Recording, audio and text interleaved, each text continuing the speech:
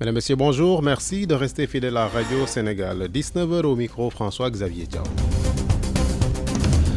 Les titres de cette édition: procès des conducteurs de Jakarta de Kolda. Les 7 mineurs qui avaient pris part aux manifestations ont été jugés ce matin. L'un a été condamné à 6 mois avec sursis, tandis que les autres ont été relaxés au bénéfice du doute. Les 31 autres prévenus majeurs feront face au juge demain. Bamba Fall hume l'ère de la liberté. Le maire de la Médina a bénéficié ce matin d'une liberté provisoire assortie d'un contrôle judiciaire. C'est une décision de la chambre d'accusation de la cour d'appel de Dakar. L'oignon local en chiffres en 2016, 5 000 hectares emblavés, production 367 000 tonnes, chiffre d'affaires 5 milliards de francs CFA. Le ministre du Commerce veut consolider les dispositifs de commercialisation face à la concurrence de l'oignon importé. Alioune Sarr a rencontré ce matin les acteurs de la filière. Dans la deuxième partie du journal Les Sports, nous serons en compagnie de Abi Diallo. Et puis, en fin d'édition, la revue de presse signée Arona Diouf. Radio Sénégal, l'info en toute responsabilité. François-Xavier Diao. Bienvenue à toutes et à tous. Un mort et plusieurs blessés, dont 6 dans un état grave. C'est le bilan d'un accident de la circulation survenu ce matin sur la route de Kaffrine. Il s'agit d'agents des parcs nationaux qui faisaient route vers Dakar pour les besoins des préparatifs de la fête de l'indépendance 2017. L'accident est survenu après l'éclatement du pneu arrière gauche de leur véhicule. Information, agence de presse sénégalaise. Kolda, un des mineurs condamné à 6 mois avec sursis, les autres relaxés au bénéfice du doute. C'est le verdict du procès des manifestants des motos Jakarta, donc des conducteurs de motos Jakarta, qui s'est ouvert ce matin. Demain, les 31 autres manifestants seront jugés par le tribunal de flagrant délit à Kolda Bassirou Kane. Les 7 mineurs qui font partie des 38 jeunes manifestants arrêtés à Kolda sont désormais libres. Parmi eux, un seul a été condamné à 6 mois avec sursis par le tribunal pour enfants ce mardi. Il est reconnu coupable des délits de violence à agents de la force publique, dégradation de biens appartenant à l'État et aux collectivités locales et rassemblement ayant causé des dommages à des personnes et biens. Ces 6 camarades, eux, ont été relaxés au bénéfice du doute. Ce mercredi, ce sera au tour des 31 autres jeunes qui seront jugés par le tribunal de flagrant délit de Kolda. Depuis l'incarcération de ces jeunes, des appels au calme, à la clémence de la justice et pour une réorganisation du secteur des motos Jakarta sont notés ça et là. Un comité d'initiative pour le dialogue et la concertation mis sur pied récemment exprime son soulagement après la libération des 7 mineurs. Ce comité espère qu'il en sera de même pour les 31 jeunes qui doivent être jugés ce mercredi, ce qui pourrait apporter l'apaisement, soulager leurs parents et faciliter la mise en place d'un programme de sensibilisation des conducteurs de moto Jakarta de la vie des membres de ce comité. Kolda Bassirou Kane, Radio Sénégal. Nous restons au palais de justice avec le maire de Médina, Bamba Fall, et ses co-inculpés qui bénéficient d'une liberté provisoire assortie d'un contrôle judiciaire. Depuis ce matin, décision prise par la chambre d'accusation de la cour d'appel de Dakar suite à une requête des avocats des mises en cause. Bamba Fall et compagnie avaient été mis sous mandat de dépôt suite à l'attaque de la maison du Parti socialiste.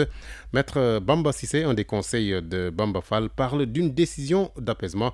Le voici joint par téléphone par Demba Diaw.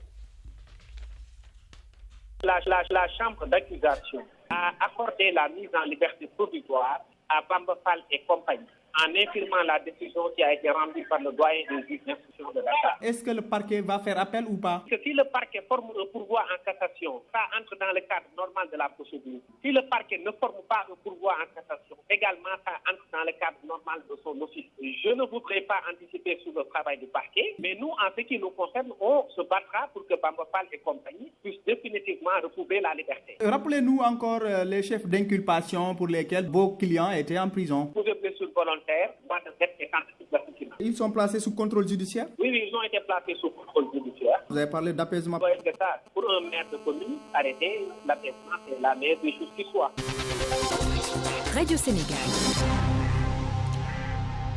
Radio Sénégal sur l'ensemble de son réseau synchronisé à 19h06. Le Sénégal dispose désormais d'un nouvel instrument de mise en œuvre de ses politiques hydrauliques. Il s'agit de l'Office des lacs et cours d'eau. L'OLAC remplace l'Office du lac de Guiers qui a été mis en place en 2010. Parmi ses missions, l'aménagement, la planification et la gestion de l'ensemble des lacs et cours d'eau intérieurs. Le projet de loi qui modifie la loi de 2010 portant création de l'Office du lac de Guiers a été voté ce matin par les députés. C'était en présence d'Elisabeth Agnessar. Avec un taux d'accès qui tourne autour de 86%, le Sénégal affiche des résultats jugés satisfaisants en matière d'accès à l'eau potable. Un chiffre qui cache des disparités puisque dans certaines zones du pays subsistent encore des défis liés à l'accès à la qualité de l'eau. Comme réponse, le département en charge de l'hydraulique met en œuvre une nouvelle approche basée sur la valorisation du potentiel hydrographe national. Une nouvelle politique qui ne peut être déroulée sans une maîtrise de tous les lacs et cours d'eau intérieur. C'est dans ce cadre que le projet de loi numéro 4/2017 a été mis en place. Une nouvelle loi qui modifie celle de 2010 portant création de l'Office du lac de Guiers, établissement public à caractère industriel et commercial exclusivement chargé de la gestion du lac de Guiers d'une superficie de 350 km sur une longueur de 50 km à cheval entre les régions de Saint-Louis et Louga. Le nouveau texte adopté ce matin par les députés élargit les compétences de l'OLAC qui devient OLAC, Office des lacs et cours d'eau. Outre le changement de dénomination et l'extension de ses missions qui recouvrent l'aménagement, la planification et la gestion de l'ensemble des cours d'eau intérieurs sur toute l'étendue du territoire national, l'OLAC aura en charge la gestion et l'exploitation des végétaux aquatiques sur les lacs et cours d'eau, mais aussi la mise en place progressive d'un système d'autofinancement par une participation financière des usagers. Le nouveau texte adopté ce matin sera complété par un décret qui va lister les lacs et cours d'eau à verser dans le périmètre d'intervention de l'OLAC. Elisabeth Agnessar, le Sénégal est en train de travailler sur 2 projets structurants pour régler sur le long terme le problème de la desserte en eau à Dakar. Il s'agit de Keur Momar-Sarr 3 et l'usine de dessalement de l'eau de mer de Ouakam. Ce dernier projet va coûter 135 milliards de francs CFA avec une capacité de 50 000 mètres cubes jour. Le ministre en charge de l'hydraulique l'a annoncé ce matin en marge du vote du projet de loi portant modification de l'OLAG. Selon Mansour Faye, l'on note déjà une amélioration dans la desserte de l'eau à Dakar grâce à la mise en service de forages dans le cadre du programme d'urgence de Dakar lancé il y a 2 jours seulement. Je propose d'écouter Mansour Faye, propos recueillis par Elisabeth Agnessar. Il s'agit donc du transfert d'eau à partir du lac de Guiers par conduite pour un volume de 200 000 m3 jour. Cette production va améliorer sensiblement la disponibilité de l'eau au niveau non seulement de la région de Dakar, mais aussi au niveau de la région de Thiès. Et cela aussi va impacter sur le taux de couverture. Le deuxième projet en perspective, c'est la réalisation de l'usine de dessalement d'eau de mer qui sera réalisée à partir donc, des Mamelles, usine d'une capacité de 50 000 m3 jour, extensible à 100 000 m3 jour. Cette usine, en réalité, est une source alternative par rapport à l'alimentation en eau qui nous vient non seulement de Dakar, mais aussi qui nous vient d'une batterie de forage le long du littoral. Et cette usine, effectivement, va impacter au niveau du département de Dakar, d'abord par rapport au volume additionnel, mais aussi par rapport aux conduites qui seront changées ou réhabilitées pour un coût à peu près de 135 milliards environ. C'est-à-dire que ces 2 projets vont impacter donc, sur le taux de recette parce que ce qu'il faut retenir, c'est que Dakar, la région de Dakar absorbe à peu près les 2 tiers de la production d'eau au niveau national, de la production donc fournie par l'ASE et la SONES. Dans le cadre du programme d'urgence, nous sommes en train de réaliser des forages. Il y a 2 jours, il y a un forage qui a été réalisé au niveau donc, de Grand Yoff, qui est mis en service, qui a permis un petit peu d'améliorer sensiblement la production au niveau des cités Mexa, cité Kardamel, etc. Au niveau de l'UVT 6 aussi, un deuxième forage sera réalisé au camp Leclerc. Ce forage, une fois terminé, effectivement, va impacter au niveau de ces zones environnantes, ce qui va permettre d'améliorer sensiblement le volume de production. Parce que ce qu'il faut reconnaître, Dakar a une progression vraiment phénoménale du point de vue démographique. Ce qui fait que les investissements qui auraient été réalisés depuis 10 ans, c'est aujourd'hui que nous avons commencé à les faire. Mansour Faye, ministre de l'Hydraulique et de l'Assainissement, commercialisation de l'oignon local, les quotas d'importation vont être désormais adossés aux performances des producteurs. L'annonce est du ministre du Commerce. Aliou Sarr a rencontré ce matin les acteurs de la filière.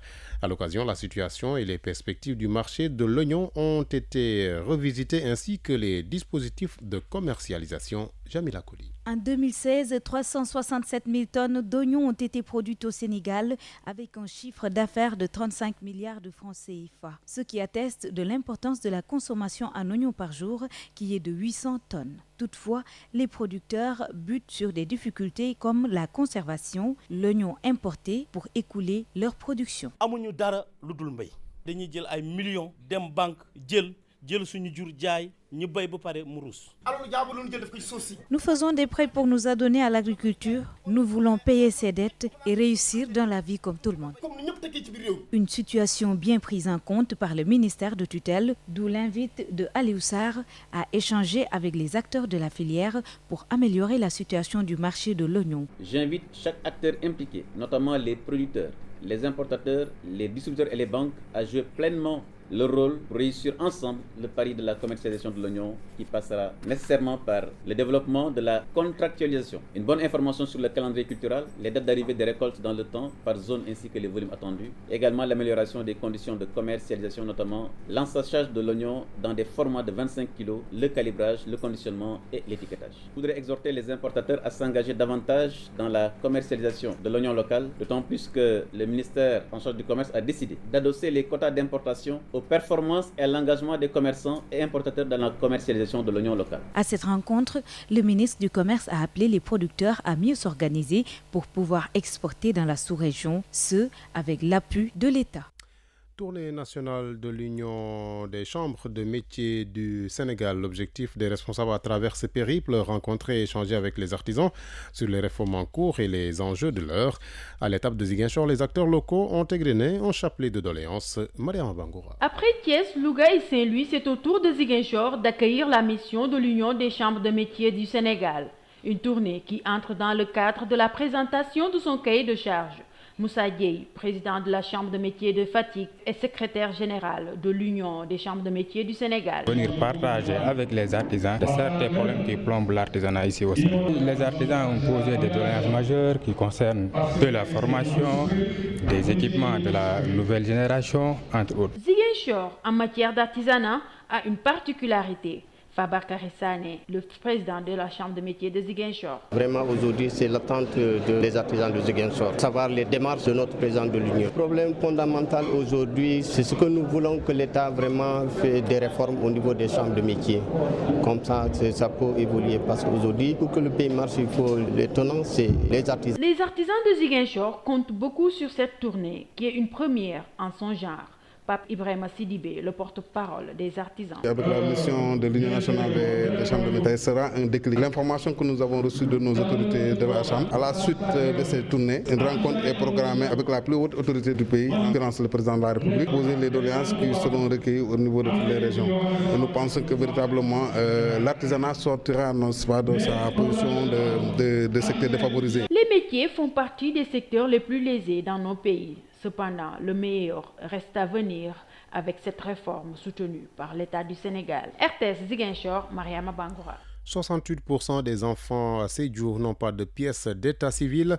Pour mettre un terme à cette situation, la coopération espagnole appuie la municipalité pour la modernisation de son bureau d'état civil, une manière de participer à la promotion des droits des citoyens. Mamadou Kanté. L'une des questions auxquelles fait face l'administration et ses partenaires dans la région, c'est le non-accès à l'état civil d'une grande partie de la population. En effet, ces citoyens non enregistrés demeurent ainsi privés des droits fondamentaux comme celui de l'accès à l'éducation formelle. 68% des enfants à Sédhiou, dont 70% de filles, ne possèdent pas de pièces d'état civil. C'est justement pour accompagner les efforts de l'État dans ce sens que la coopération espagnole a modernisé les bureaux de l'état civil avec des actions de réhabilitation de ces installations ainsi que des équipements informatiques et la formation de son personnel. Alberto Birea est l'ambassadeur d'Espagne au Sénégal. Ces jeunes, ces nouveaux-nés qui chaque jour deviennent membres de la communauté, notamment à Sédhiou, ils ne seront pas des citoyens, de vrais citoyens avec plénitude de droits s'ils ne sont pas enregistrés. Quand j'ai appris que 70% des jeunes dans le département de Sédhiou n'ont pas d'extrait de naissance, donc qui n'ont pas la possibilité d'accéder à l'éducation secondaire ou de pouvoir voter lors des élections, je me suis rendu compte qu'il manquait ce type d'initiative. La coopération espagnole n'entend pas s'arrêter en si bon chemin car elle compte appuyer les communes de Bounkiling, Samin, Tanaf, Goudomp, Diattacounda et Diendé dans la modernisation de leurs bureaux respectifs et le renforcement de leur personnel. RTS Sédhiou, Mamadou Kanté. La secrétaire d'État française à l'économie sociale solidaire appelle le gouvernement sénégalais à intensifier la coopération sur la jeunesse par le biais du Forum Jeunesse, rencontre initiée par l'ambassade de France à Dakar. Martine Pinville faisait face ce matin à la presse à Dakar. Jean-Baptiste Boukopsane. La cérémonie de remise des prix avait réuni d'une part la secrétaire d'État à l'économie sociale et solidaire et les heureux sélectionnés et d'autre part la presse nationale et internationale. Stéphanie Bortemeux, la conseillère à la coopération à l'ambassade de France à Dakar sur les critères de sélection des porteurs de projets sénégalais. Il fallait que ce soit un projet d'économie sociale et solidaire. Il fallait qu'il nous semble viable. Franchement, il y a beaucoup de critères assez subjectifs. Le critère géographique aussi a retenu notre attention. Sur 400 dossiers sélectionnés, 3 porteurs de projets ont été retenus dans le domaine agricole et de l'énergie nouvelle et renouvelable. Tcherno Suleiman Agne du projet d'incubation de projets agricoles. C'est juste en fait un point de départ, je peux le dire ainsi, pour remporter d'autres prix. Donc nous ne comptons pas nous en arrêter là. Nous comptons pousser notre développement, nous comptons pousser aller au-delà pour permettre à d'autres jeunes, en tout cas qui sont dans le besoin de pouvoir intégrer notre entreprise et aussi les aider à développer le projet. Quant à la secrétaire d'État française à l'économie sociale et solidaire, Martine Pinville, il est urgent pour la France et le Sénégal de faire ensemble vis-à-vis de la jeunesse sénégalaise. On doit sans doute avoir plus de liens, plus de coopération pour encourager, pour structurer, pour apporter des réponses dans l'intérêt des Sénégalais, des Sénégalaises. La secrétaire d'État française à l'économie sociale et solidaire appelle toute la jeunesse sénégalaise à prendre part au Forum Jeunesse initié par l'ambassade de France à Dakar. Jean-Baptiste Boukopsane au mot de religion avec la 137e édition de l'appel de Seydina Limamoulaye prévue les 27 et 28 avril prochains sur le thème « Bonne gouvernance garante de la stabilité sociale » selon les enseignements de Seydina Limamoulaye. Le comité d'organisation a lancé l'édition 2017 au cours d'une conférence axée sur ce thème. On écoute le secrétaire général de la famille, Ababakar Fall, au micro de Yassine Diop. Comment, devant une situation de pauvreté, on peut avoir la stabilité? Mais cette situation de pauvreté devrait pouvoir être réglée en partie par une bonne gouvernance. C'est la bonne gouvernance qui permet de régler les problèmes de pauvreté. C'est pourquoi nous pensons que choisir la bonne gouvernance comme thème devrait contribuer à assurer une certaine stabilité, puisque avec une bonne gouvernance, on devrait pouvoir assurer une distribution équitable des richesses du pays et peut-être contribuer à apaiser les populations qui sont frustrées par cette situation de déséquilibre que l'on constate dans tous les pays et qui permettrait également de régler un certain nombre de situations de déséquilibre entre les zones, des zones qui sont riches, des zones qui ne sont pas riches. Nous avons identifié toutes les actions qui devraient permettre d'améliorer l'organisation de l'appel. Mais comme on l'a dit, l'appel est organisé dans un mégapôle. Un mégapôle, ça veut tout dire. Ça concentre tous les problèmes du pays. Et organisé dans une zone pareille rencontre vraiment beaucoup de difficultés. Et tout à l'heure, le marabout a bien rappelé les efforts qui ont été faits pendant ces dernières années pour améliorer l'organisation de l'appel. Nous sommes conscients que chaque année qui va venir, les problèmes vont s'accumuler. Nous, notre devoir, c'est d'essayer de prévenir ces problèmes-là et de régler ce qu'on peut régler en attendant de trouver mieux. Radio Sénégal, les sports. À 19h20, Abid Diallo nous a rejoint un studio pour la page des sports. Bonsoir Abid Diallo. Bonsoir François-Xavier Thierry, c'est parti avec le basket. Le Sénégal pour remporter l'Afro-Basket 2017, c'est l'avis du directeur technique régional de basket de Saint-Louis. Moustapha Sall demande juste à la Fédération sénégalaise de la discipline de mettre l'équipe dans de bonnes conditions de préparation pour espérer remporter le trophée. Nous l'écoutons, il est au micro de Batorfal. On peut prétendre quand même dignement, valablement pour la conquête du titre, mais ce ne sera pas facile parce qu'en nationale au Sénégal, on ne regarde que notre équipe, on ne regarde pas les autres. Ça, il ne faut pas se voiler la face, mais ce ne sera pas une mince affaire parce qu'au niveau du basket masculin, il y a des équipes qui ont un fort potentiel et qui se préparent depuis longtemps, qui ont une équipe plus huilée. Bon, vous voyez, nous, au niveau technique, on change chaque d'encadrement, ça pose problème. Et la question même que je me pose, l'entraîneur, je ne doute pas de son niveau, mais est-ce qu'il connaît le basket africain? Ça, c'est un problème. Et est-ce qu'on aura beaucoup de matchs amicaux? C'est pourquoi je parle du contenu. Parce que dans ces genres de compétition, c'est des matchs amicaux qu'il faut jouer pour pouvoir au moins huiler la machine, pour mettre aux joueurs de se préparer et disposer de nos meilleurs éléments. L'autre aspect, moi, je vois que maintenant, il y a un accompagnement qui se fait aussi bien au niveau de la fédération, au niveau de l'État. Je pense que ces efforts conjugués doivent nous permettre au moins de prétendre au trophée. Bon, je pense que si on parvient à avoir beaucoup de matchs amicaux pour parfaire la cohésion de groupe, je pense que ce serait une bonne chose. Parce que ce serait très difficile pour l'entraîneur de disposer des éléments en dehors de ce mois. Même avec 2 mois, je pense que les 2 mois même incluent la compétition. Les 2 mois, c'est la préparation et la compétition. Mais je ne pense pas qu'elle puisse disposer de 2 mois de préparation. Je ne pense pas, surtout compte tenu de la situation. Aujourd'hui, le tournoi de la zone 2 est assez révélateur. Moustapha Sall, à l'instant directeur technique régional de basket de Saint-Louis. Le contrat pige de 2 mois de Porfirio Fisac de Diego, sélectionneur des Lions du basket, n'est pas du goût de l'entraîneur de l'équipe féminine du Jaraaf de Dakar. Un contrat paraphé ce lundi et qui prend effet à partir du mois de juillet pour la préparation et la participation du Sénégal à l'Afro Basket d'août prochain. Malik Bachir Diop prône également pour l'expertise locale qui a toujours valu des satisfactions au basket sénégalais. Nous l'écoutons, il est joint par téléphone par Benoît Badiane. Ces 2 mois-là sont suffisants, d'autant plus qu'il était là pendant presque 2 mois pour un contrat pige, la même chose qu'auparavant. Il est là tout juste pour la Coupe d'Afrique des Nations de basketball.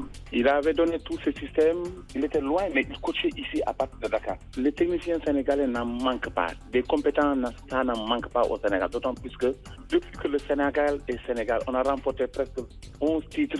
Tous ces titres ont été remportés par des techniciens sénégalais. Beaucoup d'entraîneurs étrangers sont venus ici apporter leur expertise, mais ils n'ont rien gagné. C'est les techniciens sénégalais qui ont tout gagné. Mais ces 2 mois-là, c'était peut-être tout juste pour la Coupe d'Afrique. Après la Coupe d'Afrique, on va se trouver sur une table, voir ce qu'il y a lieu de faire, chercher un entraîneur étranger ou chercher un entraîneur sénégalais. Donc c'est la piste qui vous dérange? Franchement, en tout cas, c'est la piste qui me dérange. D'autant plus que nous savons qu'il y a des compétents au Sénégal. Mais pourquoi pas prendre Adidas? Il est libre. C'est Adidas qui a fait venir Handel Meda et d'autres Sénégalais. Même Lamine Samb, c'est Adidas qui l'a déniché de la France. Franchement, je suis éclairé par ça. Il y a Cherta qui a fait d'énormes choses pour le basketball masculin sénégalais. Et il y en a d'autres. Il y a Raoul Toupal. Je peux en citer une dizaine.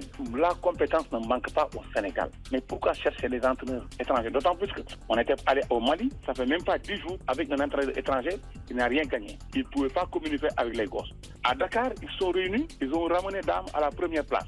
Dame a tout fait et celui qui a mis en place le système de jeu qu'on a eu, c'est par Pofino, l'Espagnol, mais c'est Dame qui a amené la stratégie pour gagner ce match sur les défenses et sur les pick and roll.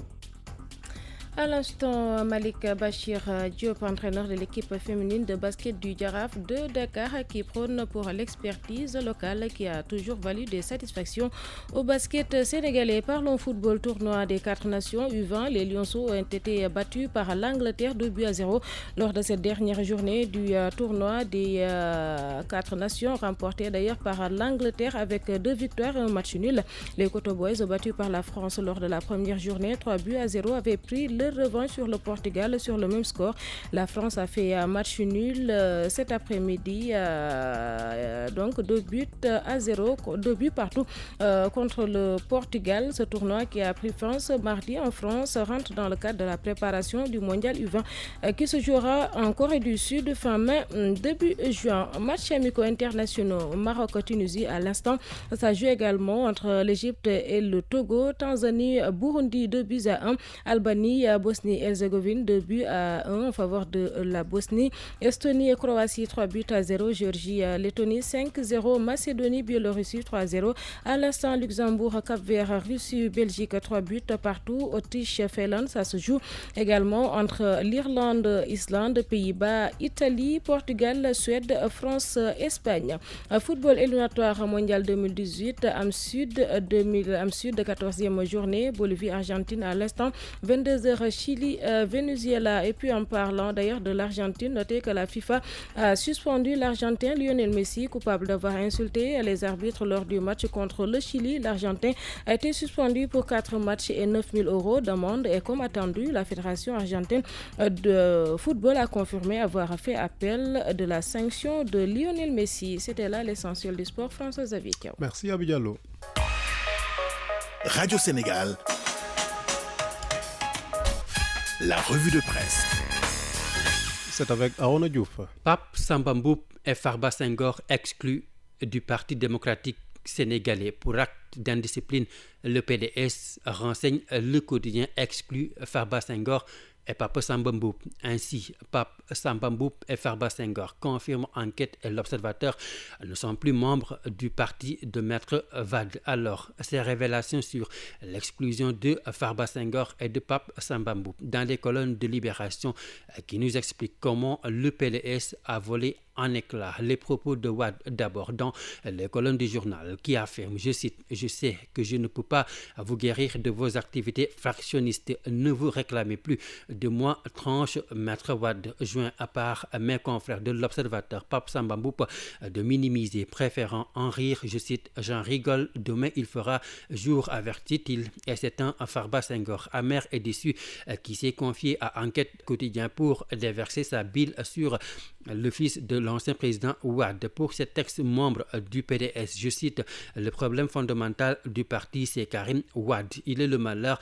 du pays, accuse Farba Senghor et celui du PDS. Parce que vous savez qu'on ne peut pas gouverner à travers les réseaux sociaux, selon Farba Senghor, pour qui celui qui est dans un trou ne peut pas lancer des pierres à celui qui se trouve à l'extérieur. » Choc d'ego, commente Vox Populi qui explique qu'il y a un vrai problème dans les grands partis politiques sénégalais. Oui, partout, constate Al-Ram du journal, il y a des germes de la division. On ne parle plus du cas qu'est l'AFP et que va devenir le Parti socialiste, se demande Vox, qui estime qu'il y a le PDS, le parti de Maître Wade qu'on croyait déjà fracassé en 1000 morceaux, parti qui n'en finit pas de connaître des soubresauts avec l'exclusion de 2 figures emblématiques du PDS, Farba Senghor et Pape Samba Mboup. À eux seuls, regrette l'analyste de Vox Populi, ils symbolisent le PDS, ces années de braise, son exercice du pouvoir. Résultat, on aura beau les en exclure, ils demeureront, souligne Al-Ram, les images vivantes du libéralisme wadien. Et justement, on peut se demander, relativise le quotidien, l'intérêt de cette mesure. Oui, parce que tout le monde sait, indique mon confrère, que ces 2 personnes ne doivent leur influence dans le parti qu'à Abdoulaye Wade, leur maître à penser. Pour l'heure donc, seuls Pape Samba Mboup et Farba Senghor sont concernés par cette exclusion. Pourtant, notre Ahmad Khan du quotidien, Aïda Mbodj et Mohamed Lamine Massadi ont emprunté le même chemin de la défiance à Oumar Sarr. Et puis, sur la réforme entamée par le gouvernement abouti, le calvaire des retraités sera bientôt fini, prédit Le Soleil. En effet, précise le quotidien national, les autorités étatiques veulent que les pensions de retraite atteignent les 98% du salaire minimum interprofessionnel de croissance SMIC. Une annonce du gouvernement lors d'une réunion préparatoire de la 2e conférence sociale prévue, annonce le journal Les Vents, 21 avril prochain. À 19h29, c'est la fin de ce journal. Je rappelle les titres. Procès des conducteurs de Jakarta de Kolda. Les 7 mineurs qui avaient pris part aux manifestations ont été jugés ce matin. L'un a été condamné à 6 mois avec sursis, tandis que les autres ont été relaxés au bénéfice du doute. Les 31 autres prévenus majeurs feront face au juge demain. Bamba Fall hume l'ère de la liberté. Le maire de la Médina a bénéficié ce matin d'une liberté provisoire assortie d'un contrôle judiciaire. C'est une décision de la chambre d'accusation de la cour d'appel de Dakar. Et puis l'oignon local en chiffres en 2016, 5 000 hectares emblavés, production 367 000 tonnes, chiffre d'affaires 35 milliards de francs CFA. Le ministre du Commerce veut consolider les dispositifs de commercialisation face à la concurrence de l'oignon importé. Alioune Sarr a rencontré ce matin les acteurs de la filière. L'équipe de ce 19h en cabine technique, Amadou Nicolas Chambo, CD Ousmane Diop, journal réalisé par Ibrahim Khalil Goudiaby, devant le micro François-Xavier Thiao. Merci de votre fidélité à Radio Sénégal. Bonne soirée à toutes et à tous.